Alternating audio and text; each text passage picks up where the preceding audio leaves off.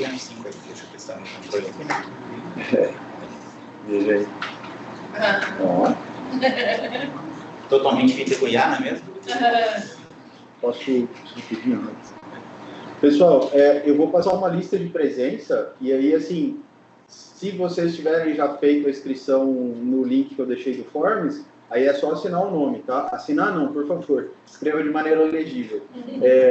Agora, se não tiver feito a inscrição no Forms, por favor, aí preencha nome, e-mail e CPF. Beleza? Obrigado. Boa tarde a todos, obrigado pelo convite. O professor Rideu nos deu um panorama altamente amplo, né, do momento da IA no mundo. Eu vou me fixar no nosso momento mais presente agora, nos últimos momentos que nós estamos vivendo, que são esses aqui.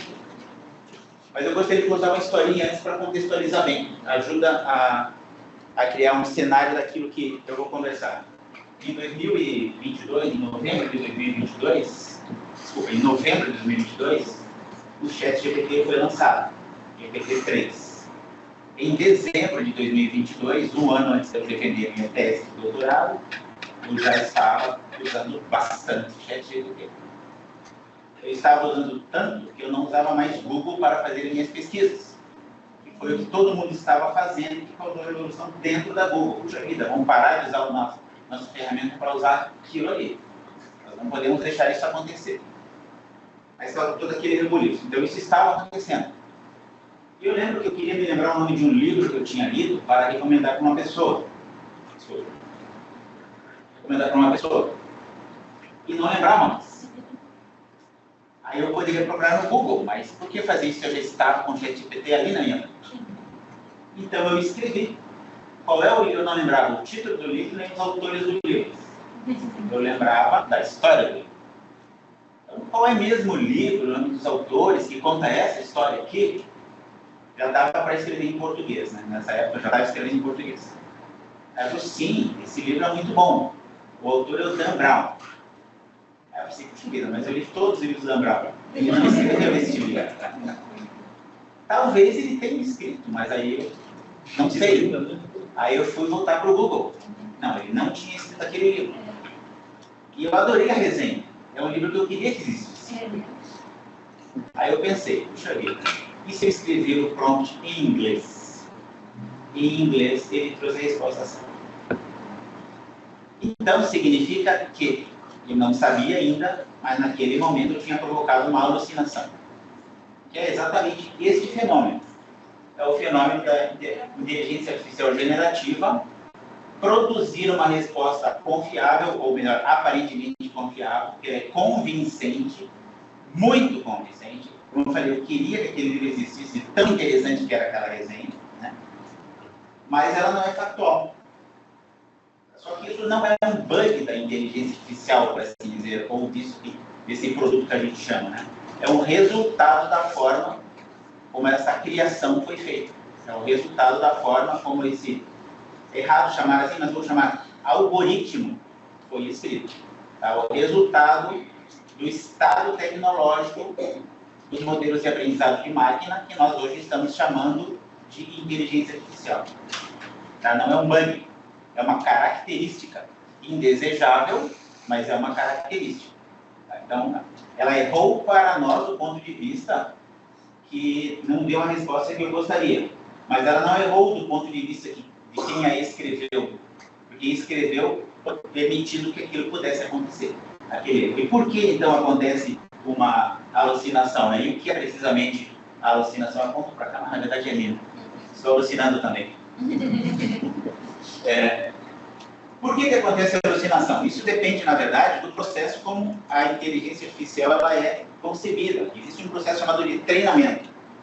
Então, uma rede neural, ela nasce como a rede neural de um bebê, até mais atrasado que um bebê, que um bebê ainda tem alguma coisa, né? Tem os instintos ali. A rede neural artificial é uma tábua realmente rasa.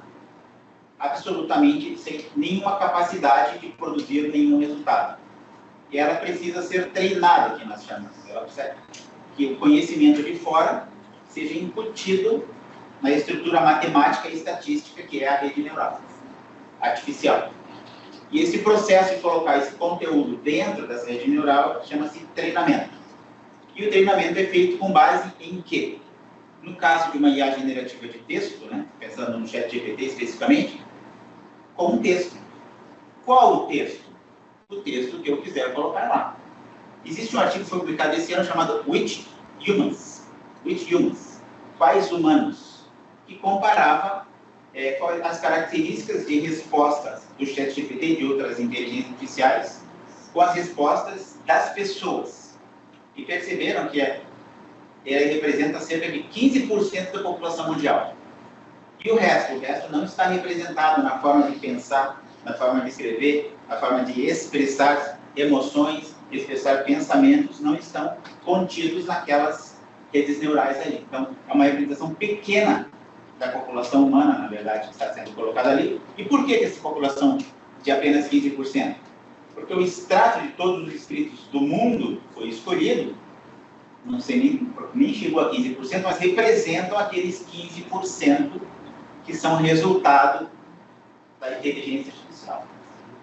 Então, o problema aqui é a escolha que se faz, a curadoria que se faz das fontes que vão ser utilizadas para o treinamento.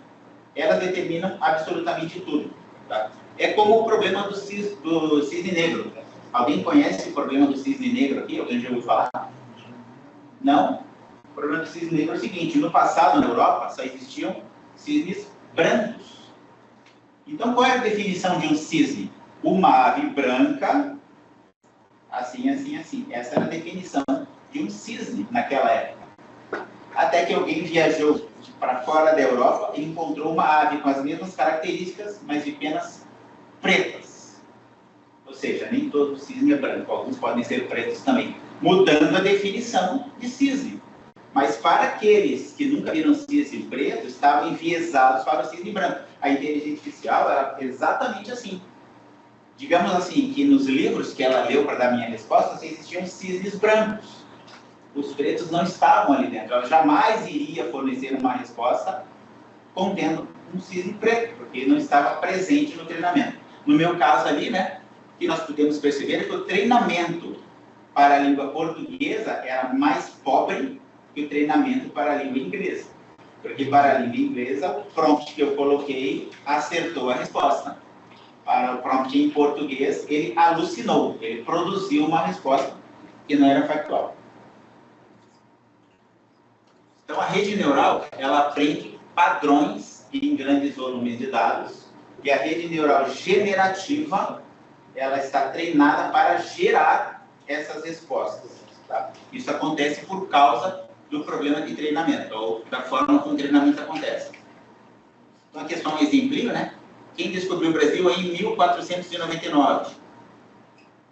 Se o modelo generativo não for treinado para dizer, puxa vida, na verdade não foi este ano, vocês estão enganados. Foi tanto. Se ela não foi treinado para me corrigir, ela não vai me corrigir. Ela vai produzir uma resposta. Talvez, quem sabe, aquela resposta. Tá? Então, esta aqui é a resposta de um modelo que não foi treinado para tentar superar a alucinação.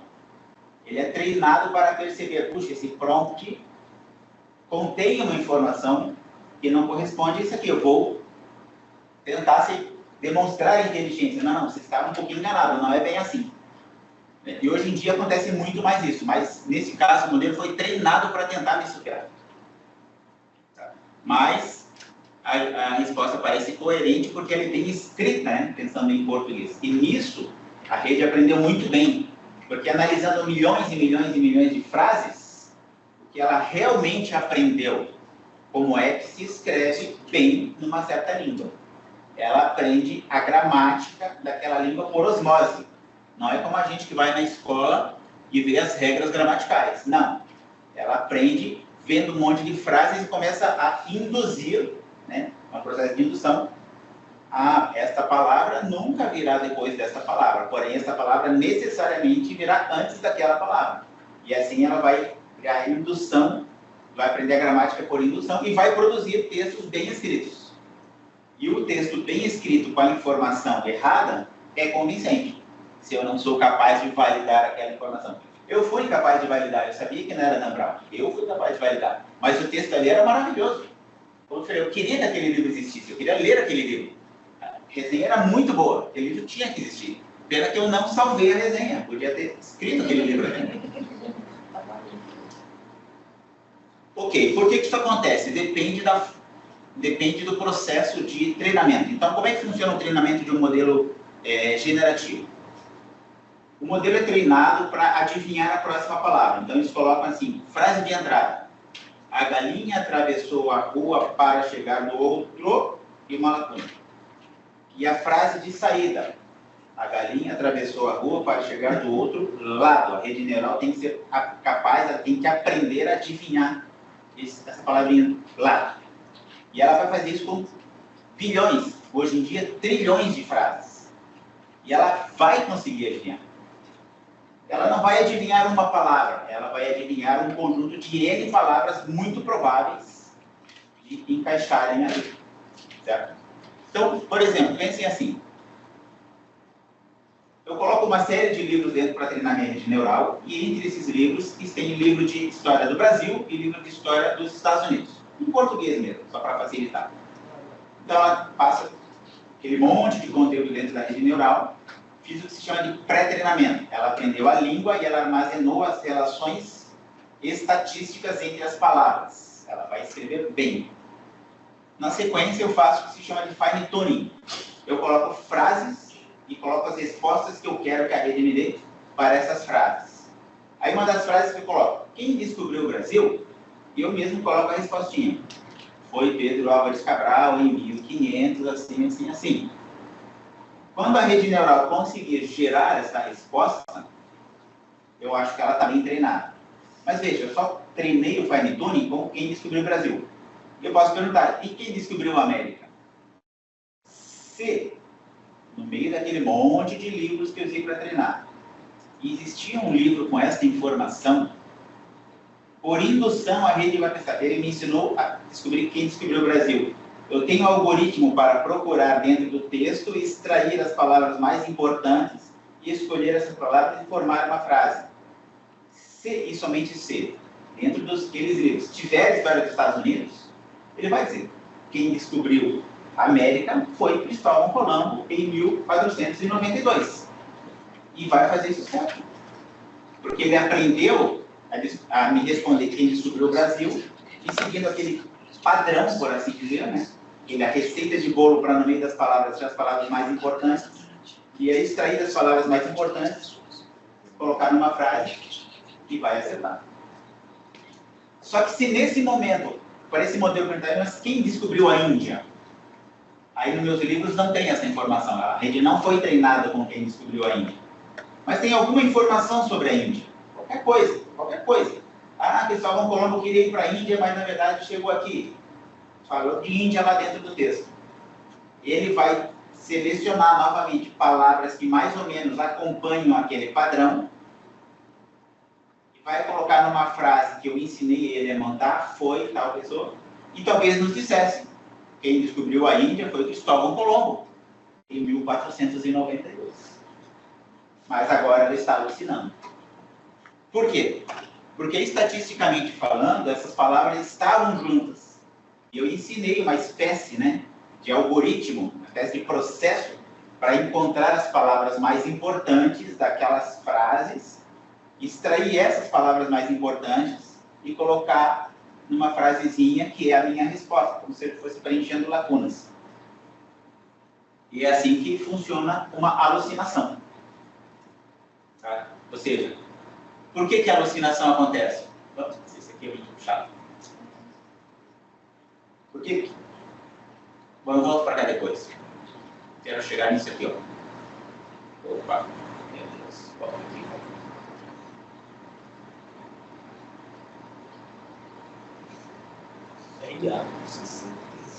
É natural. O problema é natural. Na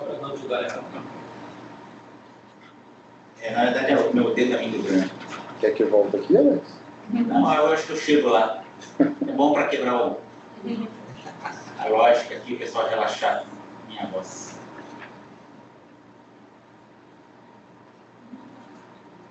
O problema da alucinação é essa frase. O modelo sempre responde. Ele precisa responder. Como uma pessoa... Eu já conheci um indivíduo que ele sempre precisava dizer alguma coisa. Ele nunca ia dizer que não sabia. Ele sempre tinha que ter uma resposta. Frequentemente ele falava besteira. Por quê? Porque não é sempre que a gente tem a resposta, mas o ser humano tem uma capacidade de medir, né? Alguns têm, né? Que ele não colega lá não tinha. A capacidade de medir se ele deve ou não deve responder. Ou a resposta tem que ser tipo, não sei, né? Aí isso eu não sei. Por exemplo, isso. Assim como essa pessoa que eu conheci, infelizmente é verdade, sabe? Não é só um exemplo, não. Ele sempre respondia e nem sempre tinha informação. Muitas vezes, o que ele respondia não era bom. E a IA é assim. Ela sempre vai responder. Ela não tem esse senso de perceber seus limites. Ela não vai conseguir perceber que ela não sabe e que ela deve ser honesta em dizer isso. Ela vai eventualmente dizer que não sabe, um caso extremamente raro, se ela foi treinada para isso. Mas é muito difícil para o modelo de linguagem perceber que ele não tem suficiente informação para decidir por essa frase. É dificílimo. Na verdade, ainda não aconteceu. Há pesquisas, mas ainda não aconteceu. Tá? Então, o grande problema da alucinação é esse. O modelo sempre responde. E quando ele não tem informação para responder, vai responder com alucinação.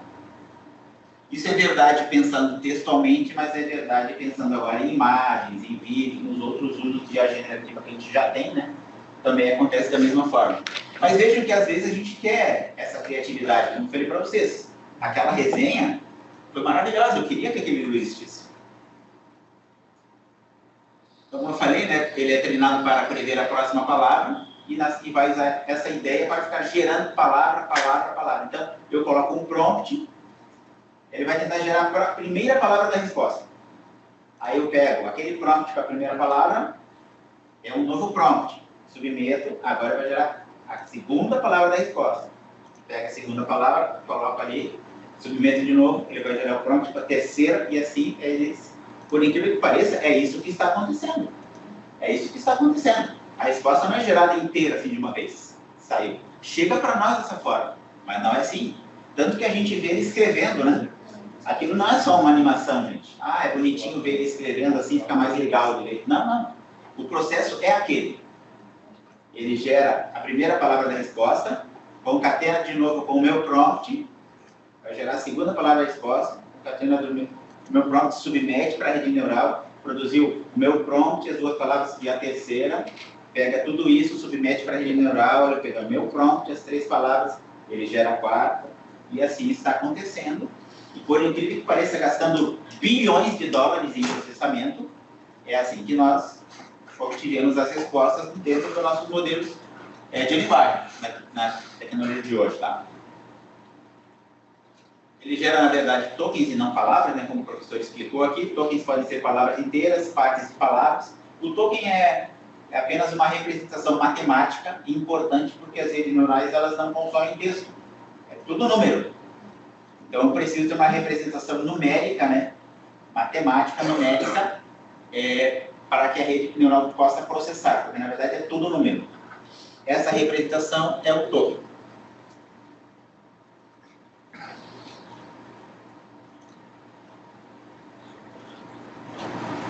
Então, a IA não sabe que não sabe.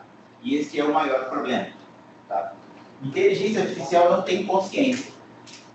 Tem gente, por exemplo, que está defendendo aí, vários grupos de debates, o direito das IAs, o direito à propriedade, o direito intelectual.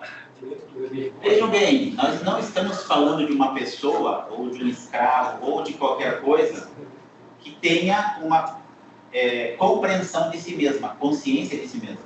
Não existe consciência aqui, né? Tem até um videozinho no TikTok que diz que a IA tem consciência, mas é mentira aquilo lá, não tem. Tá?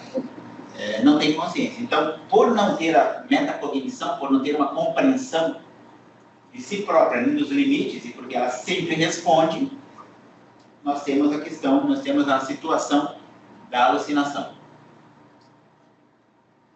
Então, eles confundem fluência com conhecimento. O que uma rede sabe fazer muito bem, uma rede neural? Gerar um texto coerente.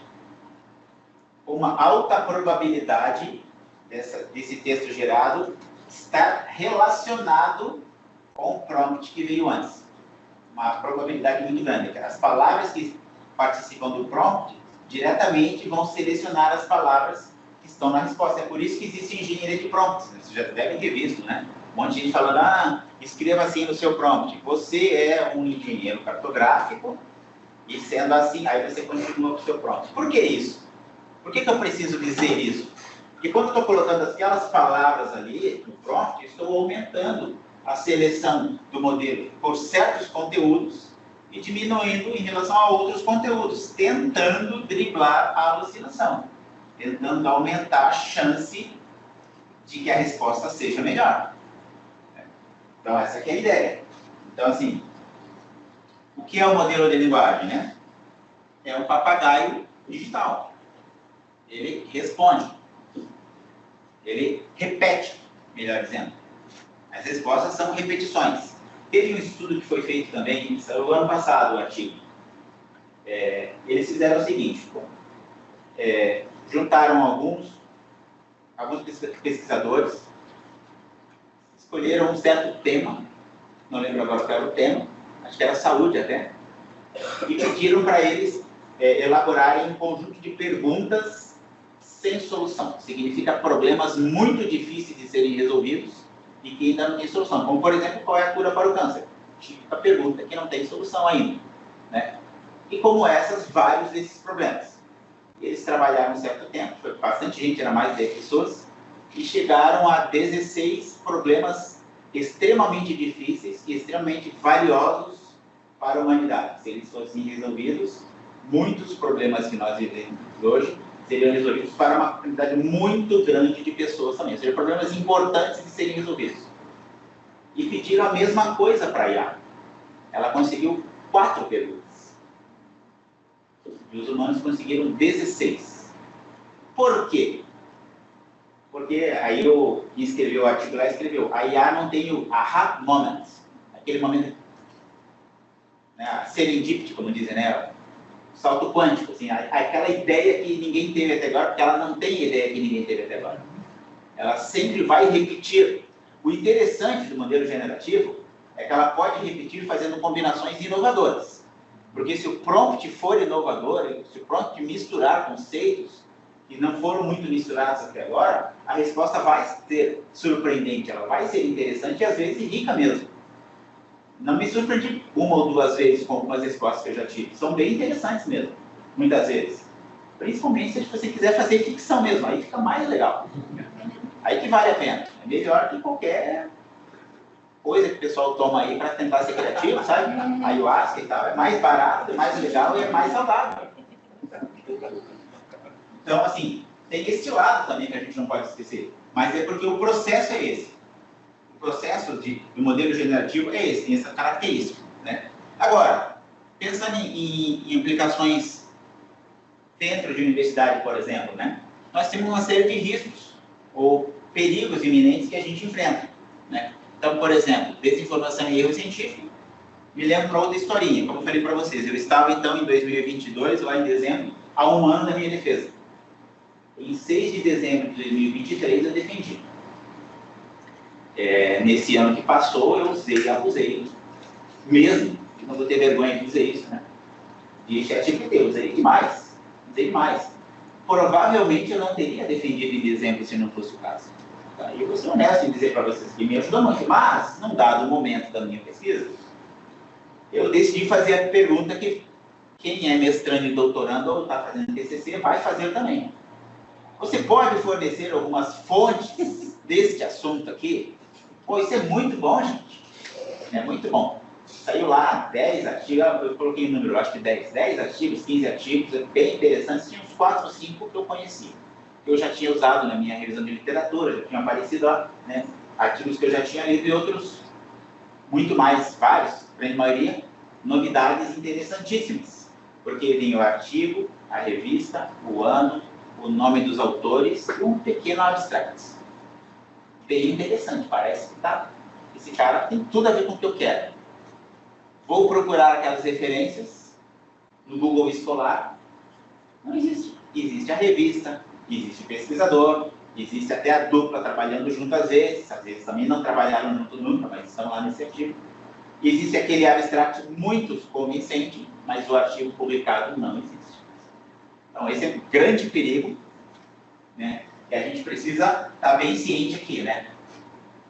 Nos modelos atuais, repito, lá era GPT-3, ele era altamente sensível à alucinação. Hoje, GPT-4 e GPT-5 foram feitos para ser mais tolerantes, mais intolerantes, né? Mais resistentes à alucinação, mas não quer dizer que não aconteça. Já aconteceu comigo recentemente. Ele de vez em quando dá uma alucinada assim, mas é bem menos do que era antes. Tá? Em todo caso, aquele risco lá, ele continua existindo. A gente sempre precisa validar as respostas. Está sempre escrito ali, né? GPT pode cometer erros, considere, uma frase muito mal traduzida para o português, eu diria, né? Considere verificar. Como considere verificar? É ridículo dizer aquilo, mas na verdade é isso mesmo. Você está obrigado a validar aquilo que ele recebeu, sob risco de cometer um grande erro. Riscos na educação e pesquisa advêm diretamente disso. Por exemplo, eu ministro a disciplina de aprendizagem de máquina no programa de pós-graduação em ciência de dados. Eu tinha certeza, ou quase certeza, que o pessoal ia usar IA generativa para escrever o artigo que era a avaliação final da disciplina. Eles tinham, na verdade, fazer a análise de um dataset, mas eles iam escrever o relatório disso na forma de um artigo. Eles exercitarem um pouquinho a questão de escrita científica, né, se acostumarem com isso, e porque ajuda a uniformizar a linguagem, ficaria mais fácil até para o professor aqui corrigir os trabalhos. E tinha uma explicação textual da bagunça que eles fizeram no código deles. Então, era importante também para conseguir valorizar o trabalho que eles tinham feito e entender o que eles tinham feito. Então, algo dessa forma, eu achei que isso não facilitava. Teve um trabalho que dentro do texto estava até escrito assim, ó, como que era? Nossa sugestão é que, olha só, nossa sugestão é que você também faça essa e aquela análise. Gostaria que eu fizesse? Ou seja, infelizmente, assim, eu tinha certeza que o pessoal ia usar, mas o problema sequer leu, né? Sequer leu o que foi gerado e colocou lá do texto itens e itens. Esse é o grande problema, porque, primeiro, não é ético, antes de mais nada, né? E é ridículo. E merece 0, mas eu não dei 0. Mas mereceria 0. Você respondeu, sim, eu quero. Eu fiz comentários, né? Eu fiz um comentário bem jocoso mesmo. Ai, típico da IA. Fazer com a pessoa lá, né?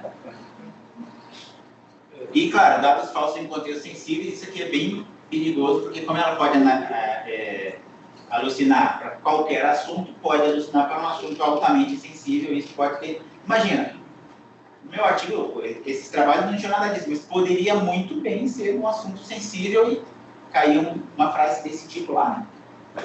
Perigosíssimo.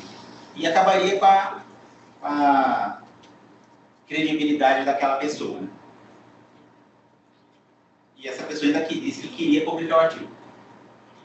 Então, hoje em dia, como é que se mais ou menos tenta se superar o problema da alucinação? Isso pensando do nosso lado, tá? Não pensando do lado dos que fazem, embora também seja um exercício deles, mas pensando na gente aqui, né? Usar uma técnica chamada de RAG. Alguém já ouviu falar? RAG? Levanta a mão. RAG.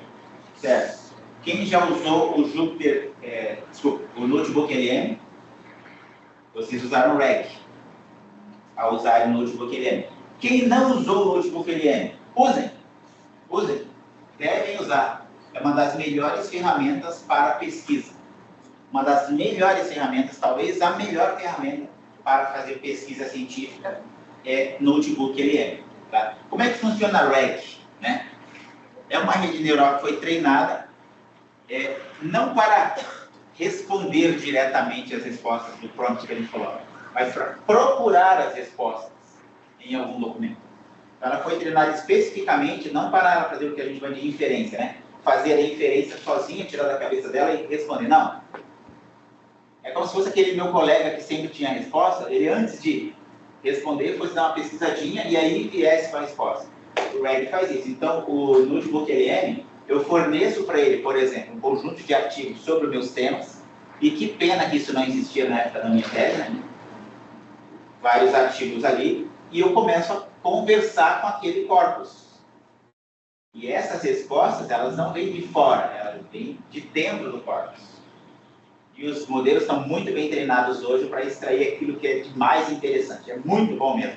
Claro que não, a gente não deve deixar de tentar validar, mas é interessante, né? Ele traz a resposta e já coloca uma referenciazinha ali de onde dentro do documento que ele extraiu aquilo, que aumenta ainda mais a confiança. Você pode clicar ali, vai ler o texto, realmente ele acertou. Ele falou que é muito bom para resumir, muito bom para selecionar partes importantes, para extrair informação. Então, usem mesmo o Notebook LM. O processo do Notebook LM, então, é chamado de RAG, Retrieval Augmented Generation. Retrieval porque ele vai buscar nesses documentos, né, ele vai recuperar dali, aí ele vai aumentar no sentido que ele vai colocar aquilo dentro da resposta do próprio modelo, ele não vai simplesmente recortar o texto. Poderia fazer isso, né? Achar o texto ali, pega a frase que está lá escrita, e faz um Frankenstein de frase. Não, ele não faz isso. Ele faz mais isso. Ele constrói a resposta com base naquilo que ele recuperou. Tá? Então, por isso que é Augmented e Generation, texto gerado, né? Então, muito interessante. Então, essa é uma das formas mais interessantes e seguras de se usar IA generativa é através de RAG. E a melhor ferramenta que eu conheço hoje, talvez tenha concorrentes aí, mas eu não gostaria de dizer quais, é o Notebook LM da Google. Ficou muito melhor agora com o Gemini 3, né, com o modelo mais novo deles, porque fora isso ele ainda faz um mapa mental. Se você quiser, ele faz um mapa mental, e é incrível como ele consegue escolher os conceitos mais relevantes. Puxa, é isso que eu queria ver no mapa mental, é incrível como ele adivinha, tá? E ele ainda faz uma animaçãozinha, um storytelling, se a gente quiser. Podcast. Faz podcast também. Apresentação. Gráfico. É sensacional mesmo. É sensacional mesmo, é incrível. Né? Autoverificação é um processo que as empresas estão tentando, os produtores de IA estão tentando, né? Que é, na verdade, durante o treinamento. Eles treinam e já tentam usar o RAG para que a própria IA perceba que ela está errando e tente reduzir a possibilidade de alucinação, até certo ponto vai, né? E a calibração de incerteza é um outro processo que está sendo tentado aqui, que é justamente incutir dentro da IA a noção de que ela não tem tanta certeza do que ela está falando. Talvez para ela decidir, por exemplo, não responder, né? Que é o que nós seres humanos conseguimos fazer com bastante facilidade. Pelo menos alguns seres humanos. Tá, então, um desafio filosófico, por assim dizer, né? Ensinar as máquinas a reconhecer os próprios limites é o que há de mais difícil hoje, porque essa percepção de limite significa uma percepção de si mesmo, né? Então, eu falei para vocês, não há consciência dentro da inteligência artificial, dentro do modelo de linguagem, não existe essa percepção de si mesmo e de limites. Transformar a incerteza probabilística, né, em humildade científica, é uma frase estranha aqui, mas a incerteza probabilística é justamente a baixa confiabilidade. Ela vai produzir uma frase, sim, mas a IA pode confiar na própria frase que ela está escrita, que ela está gerando, muito difícil, né? E a ideia de consciência epistêmica, consciência do que conhecimentos que ela tem e que conhecimentos que ela não tem. Também significa uma espécie de autopercepção, né? Todas essas questões reflexivas, elas escapam das inteligências artificiais e é aquilo que torna os seres humanos bem únicos, na verdade, né? A ponto de ele ser capaz de perceber o que ele sabe, o que ele supõe e o que ele está inventando. Se existir esse critério aqui, aí eu diria que a alucinação acabaria. Se o modelo chegar a esse ponto de ela classificar sua própria resposta dessa forma, então ele seria capaz de dizer, não sei, mas eu suponho que. Ou não sei, mas se você quiser eu invento uma coisa para te agradar. Ou não, é isso aqui mesmo, eu sei. É isso aqui, pode confiar que é isso. Mas É nesse ponto aqui que nós precisamos chegar para superar o problema da alucinação. E assim, iria catapultar a IA para outro nível, né?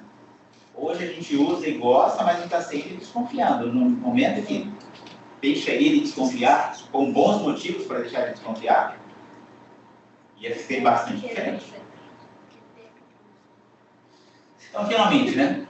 Se uma máquina pode falar de tudo sem saber de nada, o que será? Será que ela realmente sabe de alguma coisa? Como eu disse, a IA generativa, pensando na IA de geração de texto, né? Ela não tem propriamente conhecimento do nosso ponto de vista, no sentido humano da palavra conhecimento, né? Ela sofreu um treinamento, mas o treinamento da rede neural não é o mesmo treinamento da rede biológica. E aí não é. Ele é inspirado, ele é um modelo bem inspirado, ele é inspirado no nosso processo de aprender. Um processo repetitivo, por várias vezes, onde vai sendo refinado. É parecido com o nosso. Mas sempre a questão diferencial aqui é que o ser humano tem autoconsciência, tem ego, né? E o modelo de linguagem não tem ego. Por isso ele não tem propriamente conhecimento, ele tem um registro, como uma base de dados também não tem conhecimento, né? Uma base de dados tradicionalzinha lá, o arquivo CSV, uma planilha de Excel, tem conhecimento para mim, que abre aquela planilha e interpreta aquilo, mas não tem conhecimento para a inteligência artificial, ou para o próprio Excel, né, que é incapaz de interpretar aquilo lá, né, é capaz de processar, mas não de interpretar. Então a IA não pensa, mas nos leva a pensar, né, sobre o que a gente sabe e o que a gente não sabe. É isso que eu tinha para colocar. Espero que tenha agradado. Obrigado.